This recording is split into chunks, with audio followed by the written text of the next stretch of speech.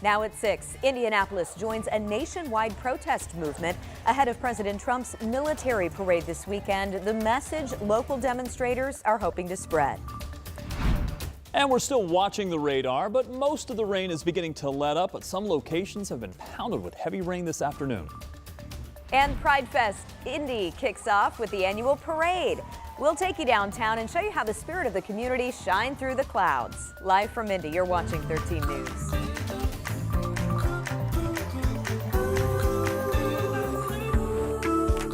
In cities from coast to coast today, hundreds of thousands of demonstrators packed the streets. They are protesting President Trump's policies, also protesting a military parade marking the Army's 250th birthday, which coincides with Donald Trump's birthday. Right here in Indiana, thousands gathered at the State House today as part of the No Kings protest. Our Marina Silva was there and shares the message at the rally. Echoing demonstrations across the country, thousands filled the grounds of the State House here in Indianapolis. A demonstration they say is about pushing back against power and demanding change.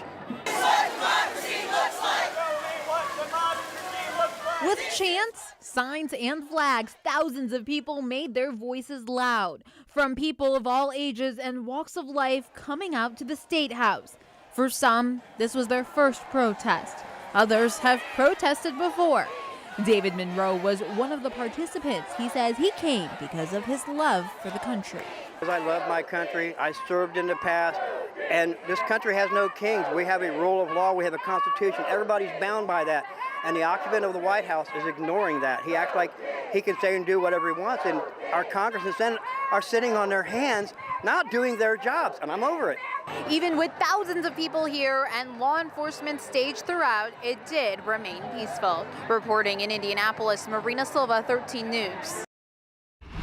Demonstrations against President Trump's military parade actually started yesterday. That's when a group, including veterans, pushed down a barrier in front of the Capitol. Take a look.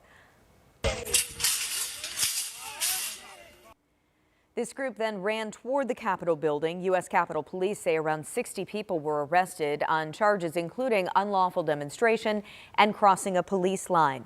Now today, organizers planned protests in all 50 states and the District of Columbia. These follow days of demonstrations against the Trump administration's immigration policies. A military veteran at today's event in Philadelphia says he's defending the values of the Constitution. I will die and defend the Constitution of the United States and not have any individual or administration usurp that right. And to me, I think we're on the precipice, on the very the precipice of losing those rights. And I am here to defend those rights. The military parade in Washington will have tanks, aircraft, and Army vehicles. It comes at a cost of an estimated $45 million. It's expected to start in just a few minutes from now at 6:30.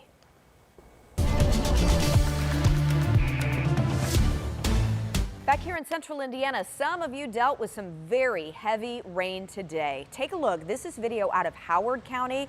This is not what you want to do, folks. Drivers going through high water. This is between Kokomo and Roucheville. And in Indian Heights near Wildcat Creek, you can see water up to the sides of the road here, some even coming into the streets in some areas. The good news tonight, it appears that the rain is starting to taper off. In fact, as we take a live look at downtown Indianapolis, the clouds are trying to break up. I drove through a little bit of a heavy downpour on the way into work today, but it seemed spotty. It's very spotty. The locations that got rain got a lot of heavy rain. They were very slow moving. It's a tropical air mass, but there were some locations that didn't receive anything at all. In fact, I want to show you one of the maps here. It's going to show you rainfall totals. Now, these are radar estimated, and several big areas of those bright reds and kind of purple colors stand out, and that's where the rain dumped as much as 7 inches of rain. Howard County was one of those locations that we were talking about, 7.5 inches of rain here in the southern part of the county.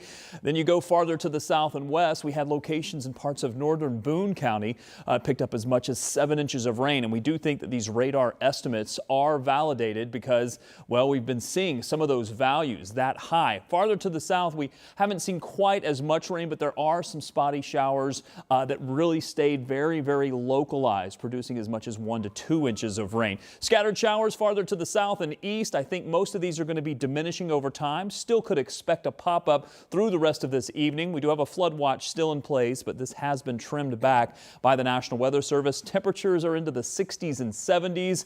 The larger picture here shows that eventually we'll move this system out of here. We'll get into some clearing skies, and as we go through the evening, the clouds will stay with us, but the rain chances are certainly diminishing. I'll be back in a bit to talk about the Father's Day forecast coming up. All right, we'll check back. Thanks so much, Rob.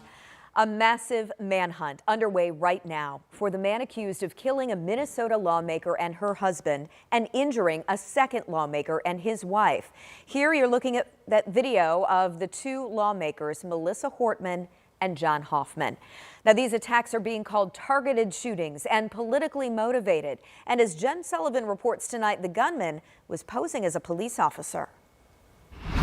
This is a dark day today for Minnesota and for democracy. Minnesota leaders and law enforcement announcing the shocking news Saturday morning that two state lawmakers, Democratic Representative Melissa Hortman and Democratic State Senator John Hoffman, and their spouses were shot in their homes. Hortman and her husband Mark were killed in what Minnesota Governor Tim Walz said appeared to be a politically motivated assassination. Speaker Hortman was someone who served the people of Minnesota with grace, compassion, humor, and a sense of service.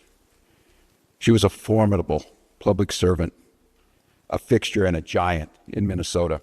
Police say around 2 a.m. Saturday, they received a call that someone had shot Hoffman and his wife in their home in Champlin, Minnesota, a suburb of Minneapolis. Both were rushed to an area hospital to undergo surgery.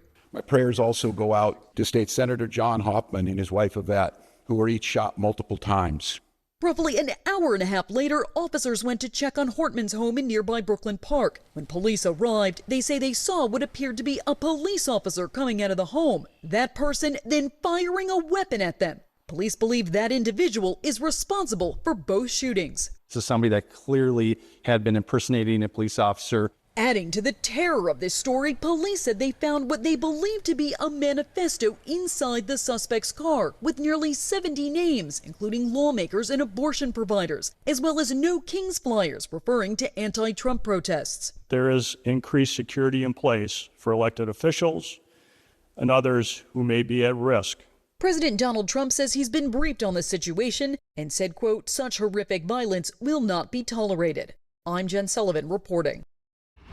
The FBI is offering a $50,000 reward for the suspect's capture in this case. Meanwhile, several Indiana lawmakers are responding to the violence in Minnesota, and you can see their statements right now on WTHR.com.